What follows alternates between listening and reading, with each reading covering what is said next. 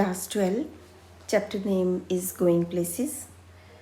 This is the last chapter of the book Flamingo for class 12. As you see, there is a picture of an adolescent girl, एक 16-17 साल की लड़की जिसको adolescent girl बोल सकते हैं, उसके बारे में ही ये स्टोरी है going places. Her name is Sophie. This is the story going places written by A.R. Patten. ये जो स्टोरी है ये एक ऐसी लड़की के बारे में है जो बिल्कुल ही middle class, lower middle class से बिलोंग करती है, लेकिन उसके ड्रीम्स बहुत ही बड़े बड़े हैं, जिसमें से कुछ ड्रीम्स ऐसे हैं जो ऐसे लगता है कि कभी पूरे नहीं होंगे. और वो ओवर थिंक करती है. ओवर थिंक करते करते वो ऐसी सिचुएशंस में भी पहुंच जाती है जहाँ लाइक सच्चाई से उसका कोई वास्ता नहीं है. तो ये मैक्सिमम इसमें डायलॉग्स भी हैं, तो डायलॉग्स को आपने खुद अंडरस्टैंड करना है. मैं ओवरऑल आपको स्टोरी बता देती हूँ. When I leave, Sophie said, coming home from school, I am going to have a boutique. Now the story starts, जिसमें कि सोफ़ी और जैंसी दो लड़कियां हैं. The story is about Sophie. Jancy is her friend. और वो कहती है कि I am going to have a boutique. वो स्कूल से घर जा रही हैं और डिस्कशन हो रही है रास्ते में. सोफ़ी कहती है कि मैं अपना बुटीक खोलूँगी. Jansie, linking arms with her along the street, looked doubtful.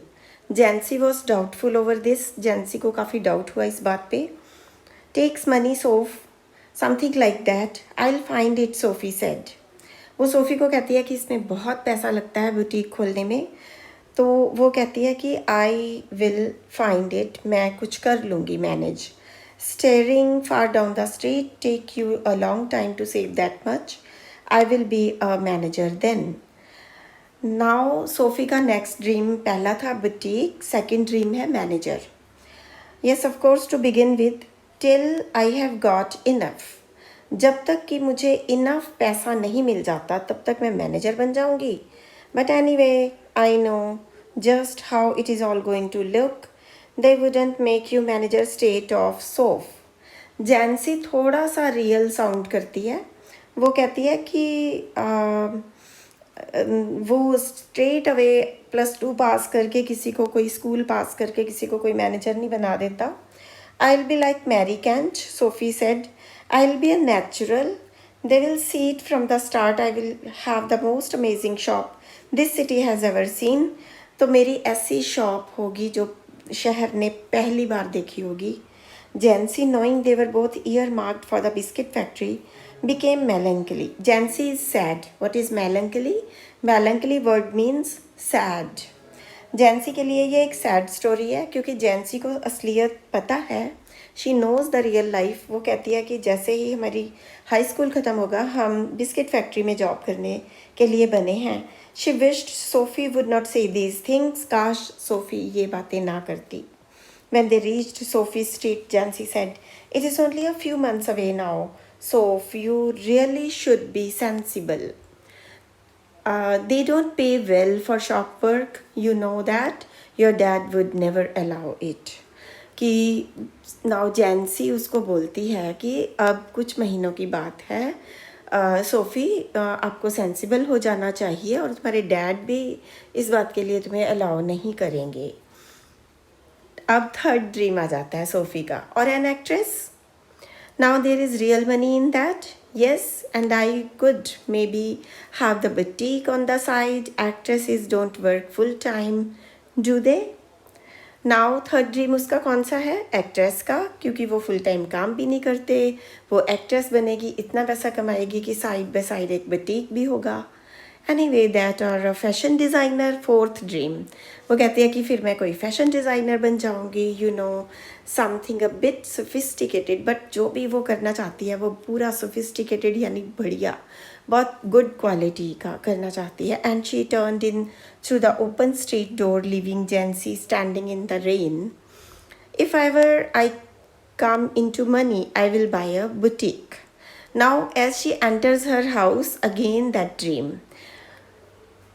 If you ever come into money, you will buy us a blessed decent house to live in. Thank you very much. Sophie's father. अब story में किसकी entry होती है? SoFi के father की, क्योंकि अब SoFi घर आ चुकी है. सोफ़ी के फादर ने कहा अगर कभी तुम्हारे पास पैसा होगा तो तुम घर लोगी. He was scooping shepherd's pie into his mouth as hard as he could go. His plump face still grimy and sweat marked from the day. SoFi के फादर वहाँ बैठ के, वो प्लम्प थे, मतलब मोटे थे, स्वोलन फेस था उनका, और वो शेफर्ड्स पाई खा रहे थे. Dish, it's a name of the dish. She thinks money grows on trees, don't she dad, said little Derek, hanging on the back of his father's chair. अब उसका भाई होगा डेरेक, उसने कहा कि ये लड़की तो सोचती है कि पैसे पेड़ों पे लगते हैं. Their mother sighed. और वहाँ उसकी मदर भी है जो कि गहरी सांस लेती है. Sigh. Sophie washed her back, stooped over the sink, and wondered at the incongruity of the delicate bow which fastened her apron strings. अब now Sophie pays attention to her mother. वो सिंक पर बर्तन साफ़ कर रही है और उसकी पीठ झुक चुकी है, और झुकी हुई पीठ के ऊपर उसने उसके एप्रन की स्ट्रिंग्स की तरफ भी ध्यान दिया. The delicate seeming bow and the crooked back. उसकी मदर की बैक काफ़ी क्रुक हो चुकी थी झुक के काम करते करते. The evening had already blacked in the windows and the small room was steamy from the stove and cluttered with a heavy breathing man in his vest at the table and the dirty washing piled up in the corner. तो ये उनके घर की हालत दिखाई है. Small room है जो कि स्टोव भी उसी में चलता है, तो वो स्टीमी सा हो गया है. प्लस उसके अंदर हैवी ब्रीदिंग मैन, मतलब उसके फादर हैं जो हैवी हैं, काफ़ी हार्ड ब्रीदिंग है उनकी, और सोफ़ी को काफ़ी घुटन महसूस होती है. Sophie felt a tightening in her throat. She went to look for her brother Geoff. अब एक नेक्स्ट जो कैरेक्टर है वो है सोफ़ी का ब्रदर जियोफ. बाकी की story is all about SoFi and his brother Geoff. Maximum story. He was kneeling on the floor in the next room, tinkering with a part of his motorcycle over some newspaper spread on the carpet. वो क्या कर रहा है, carpet के ऊपर काफ़ी चीज़ें spread करी हुई हैं उसने, और मे बी वो मोटरसाइकिल के पार्ट्स हैं और उसके ऊपर काम कर रहा है. He was 3 years out of school and an apprentice mechanic. वो स्कूल छोड़ने के बाद अप्रेंटिस मैकेनिक है, हेल्पर है किसी मैकेनिक का. Travelling to his work each day to far side of the city. He was almost grown up now and she suspected areas of his life. वो इतना बड़ा हो गया था कि वो काम पे रोज़ जाता था काफ़ी दूर, और सोफ़ी को उसकी लाइफ में काफ़ी ज़्यादा सस्पेक्ट होने लगा, शक होने लगा, about which she knew nothing, about which he never spoke. He said little at all, ever, voluntarily. Voluntarily means with his own, according to his own desire. वो काफ़ी कम बात करता था. Words had to be prized out of him like stones. उसके मुंह से निकलवानी पड़ती थी बात, out of ground, and she was jealous of his silence. When he wasn't speaking, it was as though as he was away somewhere out there in the world, in those places she had never been. जब Geoff उससे बात नहीं करता था तो उसको लगता था कि वो दूर किसी जगह पर है, यानी उनसे दूर है, because he is not talking. Whether they were only the outlying districts or the city or places beyond in the surrounding country, who knew? तो she is wondering about his life कि वो कहाँ है, उसका दिमाग क्यों नहीं वो बात करता. They attained a special fascination simply because they were unknown to her and remained out of her reach. और उसके बारे में कि वो क्या करता है, क्या सोचता है, जियोफ के बारे में, she has a special fascination. What is fascination? Imagination. वो इमेजिन करती रहती है. These lines show that Sophie and Geoff have a special bond. No matter उसके और भी फैमिली मेम्बर हैं, but Sophie and Geoff have a special understanding, special bonding. Perhaps they were also people, exotic, interesting people of whom he never spoke. It was possible, though he was quiet and didn't make new friends easily. Geoff काफ़ी quite सा लड़का था. हो सकता है वो उसके life में कोई एग्जॉटिक लोग भी हों जिसके बारे में वो सोफ़ी को नहीं बताता. She long to know them. She wished she could be admitted more deeply into her brother's affections. काश वो अपने भाई के जो भी इंटरेस्ट की जगह थी उसके साथ ज़्यादा जुड़ पाती. And that some day he might take her with him. अब उसकी इमेजिनेशन स्टार्ट हो जाती है सोफ़ी की. This story is all about Sophie's imagination. Though their father forbade it, Geoff had never expressed an opinion. Father हमेशा Sophie की बात को काटते थे लेकिन जियोफ कभी भी अपनी ओपिनियन नहीं देता था. इट शोज़ कि he knew something that Sophie is not correct when she is thinking such big dreams, but he never expressed his opinion कि उसको बुरा ना लग जाए सोफ़ी को. She was conscious of vast world out there waiting for her, and she knew instinctively that she would feel at home there as in the city which had always been her home. वो इस बात के लिए जागरूक थी कि बाहर की विशाल दुनिया, vast world out, vast is great, big, and वो कहीं भी जाए तो it expectantly awaited her arrival. तो लोग उसके अराइवल का इंतज़ार करें. She saw her self riding there behind Geoff. वो और जियोफ कहीं पर जाएं. He wore new shining black leathers. वो न्यू लेदर की शाइन करती हुए कपड़े डाले. And she a yellow dress with a kind of cape and flu out behind. Now she is thinking about exotic dresses. There was the sound of applause. जहाँ भी वो जाएँ उसका भाई जियोफ और वो, तो लोग अप्लॉज करें उनके आने पर. लोग उनका काफ़ी हैवी तरीके से स्वागत करें as the word rose to greet them. He sat frowning at the oily component he cradled in his hands as though it were a small dumb animal and he was willing it to speak. लेकिन वो असलियत में क्या कर रहा था? वो अपने जो पार्ट्स थे मोटरसाइकिल के उनके ऊपर काम कर रहा था. I met Danny Casey, Sophie said. He looked around abruptly. Where? In the arcade. Funnily enough, it is never true. I did it. You told Dad? She shook her head, chastened at his unawareness that he was always the first to share her secrets. I don't believe it. There I was looking at the clothes in Royce's window when someone came and stood beside me, and I looked around. Who should it be but Danny Casey? इस part में ये पता चलता है कि seriously she is over thinking very big dreams, और वो उसको सच होते हुए भी लगते हैं. डैनी केसी के बारे में वो ऐसे बात कर रही है. वो डैनी केसी इज़ लाइक जैसे इंडिया में विराट कोहली है, धोनी है, इस तरह से डैनी केसी एक सेलिब्रिटी प्लेयर है. तो वो कहते हैं कि मैं उससे मिली थी. मैं रॉयसीज़ विंडो पे कपड़े देख रही थी और वो उसके पास आ गया और मैंने देखा कि ये तो डैनी केसी है. लेकिन उसके ब्रदर को उसके ऊपर विश्वास नहीं होता. वो कहता है I don't believe it. All right, what does he look like? Oh come on, you know what he looks like. Close to, I mean. Well, he has green eyes, gentle eyes, and he is not so tall as you would think. She wondered if she should say about his teeth, but decided against it. अब उसके brother ने उसका मन रखने के लिए बोला कि वो दिखने में कैसा है. तो शी हैज़ स्टार्टेड एक्सप्लेनिंग कि उसकी ग्रीन आंखें थी, जेंटल आंखें थी. Their father had washed when he came in, and his face and arms were shiny and pink, and he smelled of soap.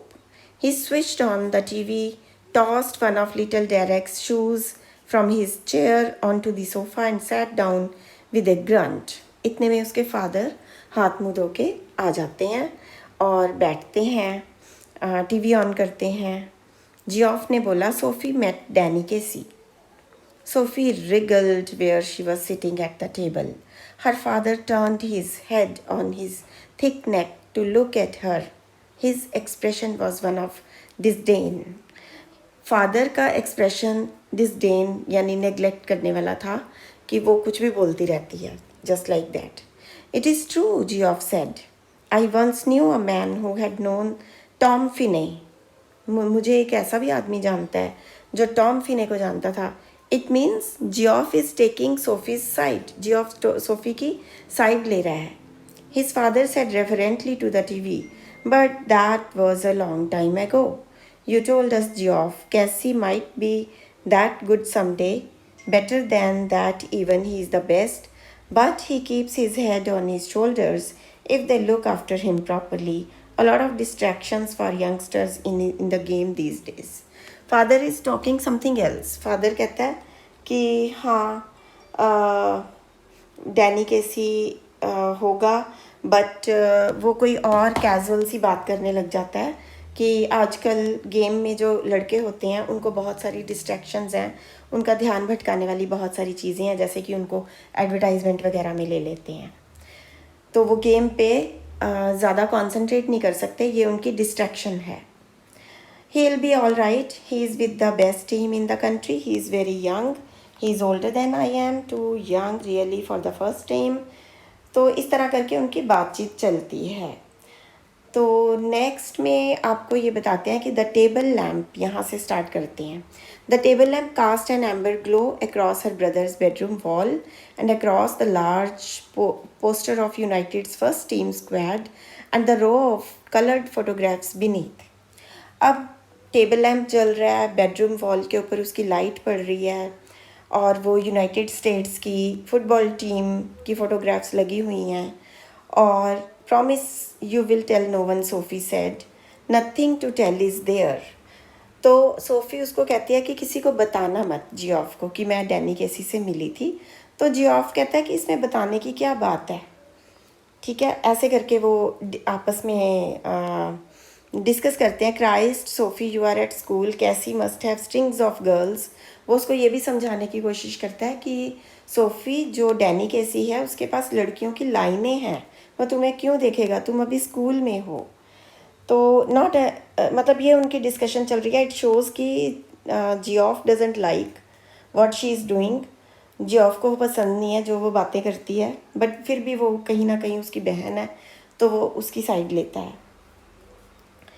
अब वो उसको बताती है कि एक्चुअली में क्या हुआ था, ये सब उसकी इमेजिनेशन है. It was nothing like that Geoff, it was me spoke first. मैंने ही पहले बात की थी. When I saw who it was, I said, "Excuse me, but are not you Danny Casey?" And he looked sort of surprised and he said, "Yes, that's right." And I knew it must be him because he had the accent, you know, like when they interviewed him on the TV. कहती है कि मैंने उसको ना खुद बुलाया था और जब उसने बात की तो मुझे लगा कि ये तो वही एक्सेंट में बात कर रहा है जैसा कि हम टीवी इंटरव्यूज़ में देखते हैं. So I asked him for an autograph for little Derek, but neither of us had any paper or pen. So then we just talked a bit about clothes in Royce's window. He seemed lonely. वो वहाँ पर हम दोनों ने, मैंने autograph लेना चाहा लेकिन हमारे पास पेन नहीं था. फिर वो वहाँ खड़ा रहा. After all, it's a long way from the west of Ireland. And then just as he was going, he said, if I would care to meet him next week, he would give me an autograph then. तो Danny केसी ने उसको बोला कि तुम next week मुझे मिलना और तब मैं तुम्हें अपना ऑटोग्राफ दूंगा. He dragged his jacket, which was shiny and shapeless, from the back of the chair and pushed his arms into it. She wished he paid more attention to his appearance, wished he cared more about clothes. He was tall, with a strong dark face, handsome, she thought. It is the unlikeliest thing I have ever heard.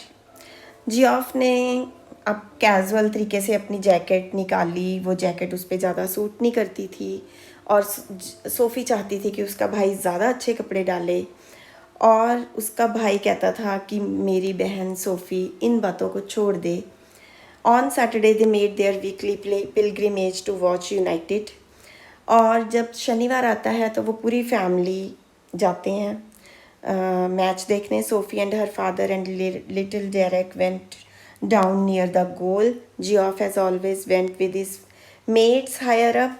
तो Sophie, उसके father और Derek goal के पास वाली seats लेती हैं, लेकिन Geoff अपने फ्रेंड्स के साथ जाता है. मेट्स मीन्स फ्रेंड्स के साथ जाता है. United won 2-0 and Cassie drove in the second goal. A blend of innocence and Irish genius. Danny Casey is from Ireland. Danny Casey Ireland का है और इसमें उसकी थोड़ी गेम दिखाते हैं। सोफ़ी को बहुत बहुत अच्छा लगता है उसकी गेम देख के। SoFi glowed with pride and Geoff was ecstatic. Geoff बहुत ही अच्छा खेलता है, ठीक है। तो किसी ने बोला, I wish he was an English man. Ireland will win the world cup, little Derek told his mother when Sophie brought him home. Her father was gone to pub to celebrate. तो match जीतने के बाद SoFi के father pub में चले जाते हैं। SoFi Derek और उस घर आ जाते हैं और उसकी मम्मी को डेरेक बोलता है कि इस बार का फुटबॉल कप आयरलैंड जीतेगा। तो इस तरह करके जो सोफ़ी है वो इसी ख्याल में खोई है कि डैनी केसी से उसकी मुलाकात होने वाली है। अब जैंसी से उसको पता चलता है कि जैंसी को भी ये बात पता चल चुकी है कि उसने घर जाके ये सब बातें कही हैं कि उसको डैनी केसी मिला और वो अगले हफ्ते डैनी केसी के साथ डेट पर जा रही है। SoFi glared at the ground, dam that Geoff. SoFi को थोड़ी शर्म आती है। वो कहती कि जियोफ ने इसको क्यों बता दिया। This was a Geoff thing not a Jancy thing. ये जियोफ का काम है, जेंसी का काम नहीं है। It was meant to be something special just between them, something secret. It wasn't a Jansi kind of thing. Tell Gawky Jansi, something like that, and whole neighborhood would get to know it. Damn, that Geoff was nothing scared. अब उसको Geoff पे गुस्सा आता है कि उसने जैंसी को ये बात क्यों बताई। वो सारे नेबरहुड को बता देगी, सारे पड़ोसियों को बता देगी। तो ये सीक्रेट रखना चाहती थी। She realise then that Jansie didn't know about the date bit. लेकिन बातों ही बातों में उसको पता चलता है कि जैंसी को डेट वाली बात नहीं पता। Geoff hadn't told about that. She breathed more easily, तो वो आसानी से सांस लेती है। So Geoff hadn't let her down after all. Geoff ने उसको ज़्यादा डाउन नहीं होने दिया। He believed in her after all. वो उसकी बातों में विश्वास करता है। After all some things might be secret. कुछ चीज़ें अलग रखी जानी चाहिए। It was just a little thing, really. I asked him for an autograph, but we hadn't any paper or pen, so it was no good. How much had Geoff said? Jesus, I wish I would have been there. तो जैंसी थोड़ा थोड़ा believe करती है। वो कहती कि मेरे पास pen paper नहीं था, मैंने ऑटोग्राफ मांगा। तो जैंसी बोलती है कि काश मैं भी वहाँ पर होती। अब हम थोड़ा आगे बढ़ते हैं इस डिस्कशन से। After dark she walked by the कनाल। अब वो उस जगह पे भी पहुंच जाती है जहाँ पर वो कहती है कि डैनी कैसी डेट पर मिलने के लिए आएगा। वहाँ एक कैनाल है, नहर है, along a sheltered path, lighted only by the glare of the lamps. Lamps जल रहे हैं, उनकी शाइन है, ग्लेयर है। From the Wharf across the water and the unceasing drone of the city was muffled and distant. City की वो आवाज़ होती है जो कभी भी ख़त्म नहीं होती, वो दूर से आ रही थी। It was a place she had often played in when she was a child. There was a wooden bench beneath a solitary elm where lovers sometimes came. तो वो उस बेंच पे जाके बैठ जाती है जो खाली जगह पे लगे होते हैं, वहाँ पर कुछ लवर्स भी बैठते हैं। She sat down to wait. It was a perfect place. She had always thought so for a meeting of this kind. उसको इस तरह की मीटिंग के बारे में काफ़ी वो दिमाग में सोचती रहती थी। For those who wished not to be observed. वहाँ पर वो लोग आते थे जिनको पसंद नहीं था कि कोई उनको ऑब्जर्व करे। She knew he would approve. उसको पता था कि वो उनकी डेट को अप्रूव कर देगा। Danny Casey, for some while waiting, she imagined his coming. She watched along the canal, seeing him come out of the shadows, imagining her own consequent excitement. Not until something had elapsed did she begin balancing against the idea of his not coming. ये paragraph बहुत important है। पहले तो वो wait करती है, imagine करती है डैनी केसी आ रहा है, कहीं से निकल के आ रहा है, उसकी एक्साइटमेंट है। बट फिर धीरे धीरे इतना ज़्यादा टाइम हो जाता है वेट करते करते, उसको लगता है कि अब वो नहीं आएगा। Here I sit, she said to herself, wishing Danny would come, wishing he would come, sensing the time passing. I feel the pangs of doubt stirring inside me. Pangs of doubt आने लग गए, यानी उसको शक होने लग गया खुद पर. I watch for him but still there is no sign of him. I remember Geoff saying he would never come and how none of them believed me when I told them. जब मैं घर में सबको बता रही थी कोई मेरी बात पे विश्वास नहीं कर रहा था. Geoff ने भी कहा था वो कभी नहीं आएगा. I wonder what will I do. What can I tell them now if he doesn't come? But we know how it was, Danny and me. That's the main thing. How can you help what people choose to believe? लेकिन मैं सबको क्या बताऊंगी कि ये मुझे पता है कि हमारे बीच में क्या बात हुई थी. And I will never be able to show them they are wrong to doubt me. आज मैं किसी को ये विश्वास नहीं दिला पाऊंगी कि वो जब मेरे ऊपर शक करते हैं तो वो रॉन्ग होते हैं. She weighted measuring in this way the changes taking place in her. लेकिन आज उसके अंदर चेंजेस आने लगे. Resignation was no sudden thing. Resignation यानी किसी चीज़ को छोड़ देना. इतने बड़े बड़े सपने देखना झूठे और फिर उनको छोड़ देना सडनली तो नहीं होता. Now I have become sad, she thought, and it is a hard burden to carry this sadness. Sitting here waiting and knowing he will not come, I can see the future and how I will have to live with this burden. अब वो इस ख्याल से बाहर आ रही है. वो कहती है कि मैं यहाँ बैठी हूँ, मुझे पता है कि वो नहीं आएगा. फ्यूचर में मैं इस बर्डन को कैसे कैरी करूँगी कि मैं ऐसे करती थी. They of course will doubt me as they always doubted me. But I will have to hold up my head remembering how it was. Already I envisage होता है अपने मन में पिक्चर बना लेना किसी चीज़ की. The slow walk home and Geoff's disappointment face when I tell him he didn't come. That Danny, and then he will fly out and slam the door. But we know how it was. I shall tell myself, Danny and me, it is a hard thing, this sadness. यानी इन सपनों से बाहर निकलना उसके लिए hard हो रहा है. जब वो घर जाएगी जियोफ को बोलेगी वो नहीं आया तो जियोफ को हल्का सा गुस्सा आएगा. वो दरवाज़ा बंद करके कहीं और चला जाएगा. She climb the crumbling steps to the street outside the pub. अब वो वापस आ रही है. फिर वो पब के पास से गुजरती है जहाँ उसके फादर सेलिब्रेट करते हैं मैच में जीतना. She passed her father's bicycle propped against the wall and was glad he would not be there when she got home. Excuse me, but are not you Danny Casey? Coming through the arcade, she pictured him again outside Royce's. अब वो फिर से वो सपना लेती है कि वो रॉयसीज नाम के शोरूम के बाहर है और किसी को कहती है एक्सक्यूज़ मी, क्या आप डैनी कैसी हैं? He turns reddening slightly. Yes, that's right, I watch you every week. वो एक्चुअली में उसकी फैंटेसी था डैनी केसी, क्योंकि वो हर हफ्ते उसके मैच देखने जाती थी. With my dad and my brothers we think you are great. Oh well, that's very nice. Imagine करिए अगर कभी मुझे डैनी केसी मिला तो मैं उसको ये बात बताऊंगी. His eyes are on the same level as your own. His nose is freckled, turns upward slightly when he smiles. He does so shyly, exposing teeth with gaps between. His eyes are green when he looks straight at you. ये सब उसके mind में चलता रहता है क्योंकि वो Danny केसी को बहुत पसंद करती है. तो उसके जेस्चर्स को एक्सप्लेन कर रही है वो यहाँ पे कि वो कैसे देखना, उसका नोज़, स्माइल, सब कुछ वो एक्सप्लेन कर रही है. Seem to shimmer. They seem gentle, almost afraid, like a gazelle's, and you look away. You let his eyes run over you a little and then you come back to find them slightly breathless.